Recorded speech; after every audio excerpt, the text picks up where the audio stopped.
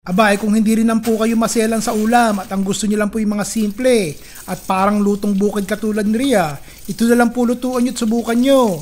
Kahit isang katamtamang laki po ito ng isang isdang mackerel, kaya po nating busugin siguro ang isang maliit na pamilya dahil nga po sa mga murang gulay na ilalahok ko dito. Kung anong gulay po ang mura sa palengke na makita nyo, yun po ang ilagay nyo din sa isda.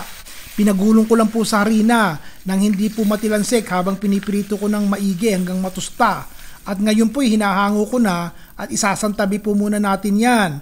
At ang harapin po natin ang kabubuan ng murang ulam. Hello po! Tuloy-tuloy po kayo din sa Chef Ron Vilaro Cooking Channel. Bagong-bago ulam natin ngayon at kakapamiliin ko lang po ng gulay Kaya kung pwede po bang makisuyo sa inyo, pakiclick nyo naman po yung share sa baba at nang makita ng kapamilya at kaibigan nyo sa wall nyo. Ganun po kasi ang motivation ko pag marami nag-share, nakakainganyo po talagang mag-post ng mga simpleng ulam katulad nito. Kung nagawa nyo na po maraming salamat at kung hindi naman po ayos lang. Salamat po. Bagoong po ang itatapat natin dito. Kayo na po ang tumantya kung gaanong bagoong ang ilalagay nyo. Hindi ko po alam kung maalat ang bagoong nyo o hindi. Ito po hindi maalat Basta yung tubig po 2 tasa po ang nilagay ko kanina. O konting asin po, katitik na pamintang durog, at seasoning powder po kung meron kayo dyan. Sino-sino pa po ba ang hindi nabubulyawan? Ilagay nyo po kung taga saan kayo sa baba at pag nabasa ko bulyaw ng pagmamahal ang igaganti ko sa mga shares and likes nyo. Salamat po. O pag kumukulo na ilalagay ko na po itong puting kamote. Ito naman po ang gamitin natin at nang hindi masyadong tumamis yung ulam. Meron po bang ganyan dyan sa atin na kamoting ganire? Kung wala po kahit yung ordinaryong kamote ayos na. O pag medyo malambot-lambot na po yung ating kamoting puti, isama na po natin ang ating maliit na talong.